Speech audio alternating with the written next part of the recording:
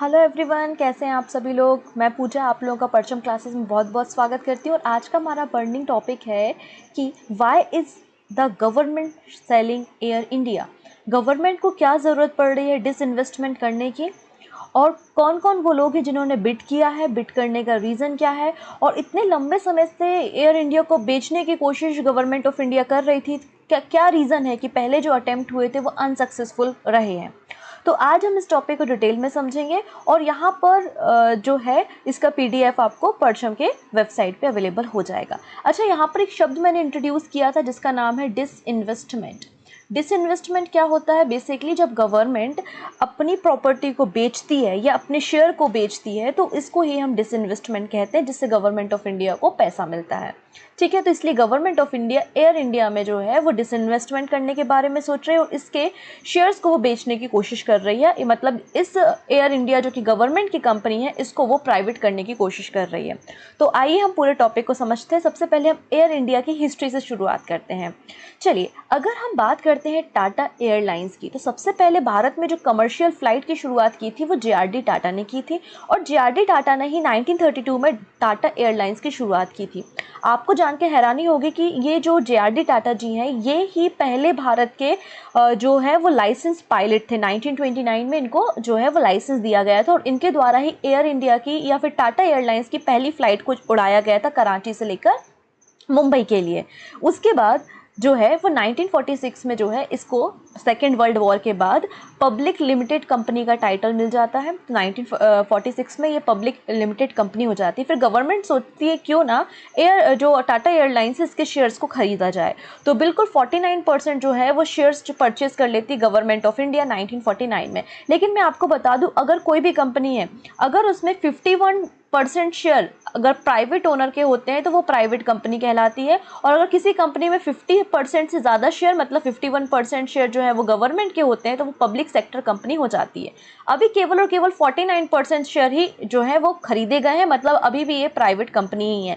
लेकिन आने वाले समय में मतलब 1953 में गवर्नमेंट डिसाइड करती है कि पूरे के पूरे 100% शेयर जो हैं वो परचेस कर लिए जाएंगे किसके, टाटा एयरलाइंस के। मतलब इसको अब गवर्नमेंट कंपनी बना दिया गया, इसका नेशनलाइजेशन कर दिया गया। तो 1953 में इस कंपनी का नेशनलाइजेशन कर दिया जाता है by the air corporation act 1953।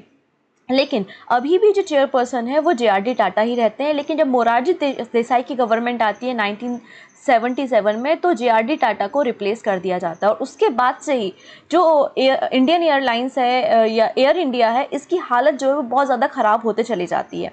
लेकिन वर्स्ट सिचुएशन कब आती है? 2007 में। 2007 में जो है वो एयर इंडिया और इंडियन एयरलाइंस का क्या कर दिया जाता है, मर्जर कर दिया जाता है, जिससे कॉस्ट कटिंग की जा सके, अलग अलग एडमिनिस्ट्रेटिव रखने की ज़रूरत ना हो। तो उसके बाद जो एयर इंडिया है इसके शेयर्स हमेशा की तरह गिरना शुरू हो जाते हैं और इसकी जो परफॉर्मेंस है वो भी डिग्रेड होती चली जाती है और ये कर्जे में डूबती चली जाती है। तो ऐसा बोला जाता है कि आज की स्थिति में 2021 की स्थिति में एयर इंडिया जो है वो लगभग 60,000 करोड़ रुपए के कर्ज में है। मतलब गवर्नमेंट के ऊपर इतना कर्जा है, इसका फ्यूल फिलिंग हो गई, इसका स्टाफ की सैलरी हो गई, एटसेट्रा, इसमें जो मिला के टोटल खर्चा है वो अभी तक 60,000 करोड़ रुपीस का इस पे जो है वो लेनदारी चल चुकी है, इस पे कर्जा आ चुका है। इसलिए जो एयर इंडिया है उसको गवर्नमेंट बेचना चाहती है। तो गवर्नमेंट 2017 में प्लान किया कि क्यों ना एयर इंडिया को बेच दिया जाए और 2018 में इसने बिड लगाने को कहा और जिन लोगों को भी इंटरेस्ट है वो इसमें बिडिंग कर सकते हैं। लेकिन कोई भी व्यक्ति सामने नहीं आया, किसी ने भी बिड नहीं लगाई। रीज़न क्या था? रीज़न समझिए। अभी यहाँ पर एयर इंडिया में 100% जो शेयर थे वो किसके थे? गवर्नमेंट के थे। तो गवर्नमेंट ने डिसाइड किया कि मैं अपने 76% शेयर को बेच दूंगा, लेकिन 24% शेयर जो है वो मैं अपने पास ही रखूंगा। लेकिन जो कोई भी प्राइवेट इन्वेस्टर होते हैं वो ये सोच रहे हैं कि 24% शेयर जो गवर्नमेंट के पास है तो गवर्नमेंट बार बार इंटरफेरेंस करेगी, बार बार अपने रूल, अपने डिसीजंस को हम पे इम्पोज करने की कोशिश करेगी। पहली चीज़ तो ये हुआ। दूसरा गवर्नमेंट ने कहा कि जो भी कंपनी जो है एयर इंडिया को खरीदेगी तो एयर इंडिया पे 60,000 करोड़ रुपीस का क्या है, डेप है, मतलब इस पे लोन है, कर्जा है, तो वो भी उस कंपनी को ही चुकाना पड़ेगा जो इस कंपनी की ओनर बनेगी। तो इतना बड़ा कर्जा कोई क्यों लेना चाहेगा। तो इस तरीके से 2018 में जो बिड हुई थी वो अनसक्सेसफुल हुई और कोई भी बिडर सामने नहीं आया। और उसके बाद दोबारा 2019 में भी प्लान किया गया एयर इंडिया को बेचने के लिए, लेकिन कोविड-19 पैंडमिक के कारण लगातार 5 टाइम्स जो है वो बिड करने की कोशिश की गई, लेकिन नहीं हो पाया। लेकिन अभी फाइनली जो है वो बिडिंग कर ली गई है। क्यों हो गई है? क्योंकि यहाँ पे गवर्नमेंट ने कुछ यहाँ पर अमेंड किए हैं। क्या अमेंडमेंट किए हैं? अब गवर्नमेंट जो है वो 100% जो स्टैक एयर इंडिया के है वो बेच रही है। जैसे कि लास्ट टाइम वो 76 बेच रही थी, लेकिन इस बार वो 100% शेयर अपने बेचने को तैयार है। ठीक है, पहली चीज़ तो ये। दूसरी बात, जो 60,000 करोड़ रुपए का कर्जा था, तो गवर्नमेंट ने बोला है कि लगभग 30,000 कर्जा जो है, करोड़ का कर्जा जो है वो गवर्नमेंट ऑफ इंडिया के ऊपर आता है और जो भी कंपनी इसको खरीदेगी रिमेनिंग कर्जा वो चुकाएगी। मतलब यहाँ पर जो कर्जा था कंपनी के ऊपर वो भी यहाँ पे आप देखोगे सेपरेट हो गया है। तो ये भी एक प्लस पॉइंट है। इसके कारण अब जो बिडर्स हैं वो सामने आ रहे हैं और एयर इंडिया के लिए बिड कर रहे हैं। ठीक है, जो भी व्यक्ति बिड कर रहा है उसका जो फाइनल डिसीजन आएगा वो दिसंबर जनवरी तक आ जाएगा और जो भी ओनर होगा उसको लगभग 121 एयरक्राफ्ट एयर इंडिया के मिलेंगे और 25 प्लेन जो है वो एयर इंडिया एक्सप्रेस के मिलेंगे।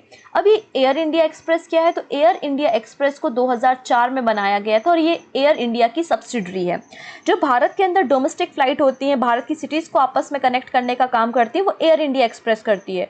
और जो एयर इंडिया होती है वो कंट्री के बाहर जो है वो फ्लाइट की सुविधा उपलब्ध कराती है। तो एयर इंडिया की सब्सिडरी जो है वो एयर इंडिया एक्सप्रेस है।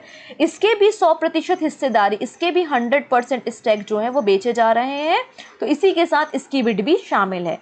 ठीक है, तो यहाँ पर देखिएगा एयर इंडिया को प्राइवेटाइज किया जा रहा है और टाटा ग्रुप और स्पाइस जेट जो है वो सामने आए हैं और दोनों ने अपनी अपनी बिड की है। अब फाइनल जो डिसीजन होगा, जो फाइनल बिड होगी वो गवर्नमेंट ऑफ इंडिया के द्वारा दिसंबर जनवरी तक डिस्क्लोज कर दी जाएगी।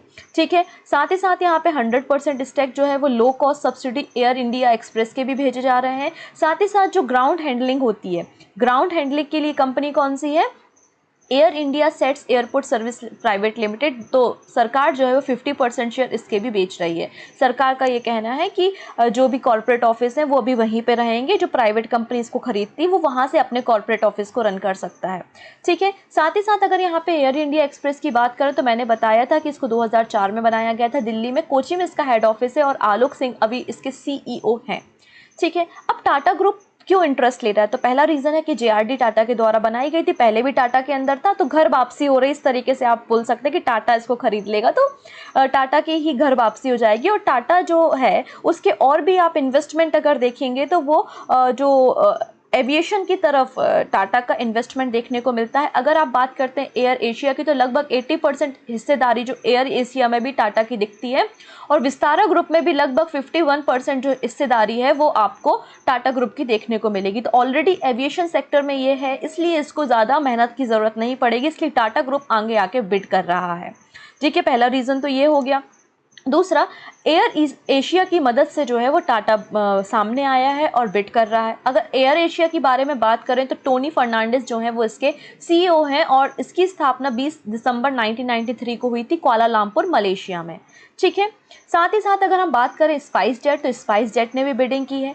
स्पाइस जेट के जो CEO हैं अजय सिंह जी, उन्होंने बिड किया है और इसका हेड ऑफिस गुरुग्राम हरियाणा में मिलेगा। 2004 में इसकी स्थापना हुई थी।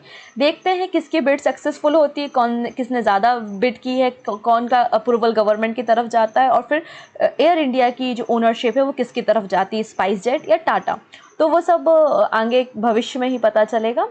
तो आई थिंक आपको ये पूरी न्यूज़ समझ में